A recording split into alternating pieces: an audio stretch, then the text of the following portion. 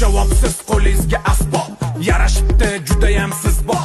Nima chalasiz o'zi, nima bu tormi? Sizniki tormi? Sizniki tormi?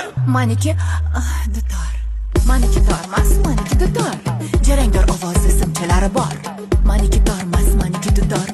Bitta narsani juda ham ko'p o'yladim-da. Masalan, shu bola ham bizni ko'rib turgan bo'lsa, bir narsa aytmoqchiman. Uni ham ota-onasi bordir, oilasi bordir, uylangan bo'lsa, ayoli bordir-da. Endi masalan, shaxsan men efirga chiqadigan bo'lsam, uydagilarim meni ko'rib g'ururlansin, meni ko'rib farzandlarim ertaga uyalmasin deb harakat qilaman-da. Shu sani otangmi desa, farzandlari ertaga uyalmasligi kerak, shu meni otam deyishga. Bular lekin qilayotgan ishlari umuman o'zbekchiligi ham umuman hech qanaqasiga insoniygarchiligiga to'g'ri kelmaydi.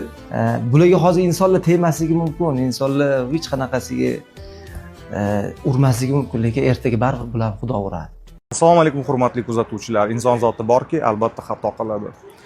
So'nggi paytlarda aktrisa va xonanda Nilufar Hamidova bilan qilgan kontentimiz juda ham ko'p muhokamalarga sabab bo'ldi va ba'zi kuzatuvchilarning g'ashiga tegdi.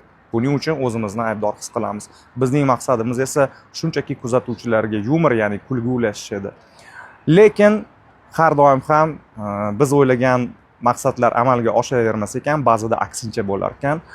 Buning uchun o'zimizni aybdor his qildik va kelajakda kuzatuvchilar uchun yaxshi kontentlar taqdim qilishga harakat qilamiz va va'da beramiz. O'zbekkonsert davlat muassasasiga va undagi ishchilarga, ya'ni mutasaddilarga o'tkazilgan suhbatlar uchun va san'atkorlarni qo'llab-quvvatlayotganliklari uchun alohida tashakkur bildiramiz. Hamma-hammalarga yana bir marta assalomu alaykum, sog' salomat bo'linglar.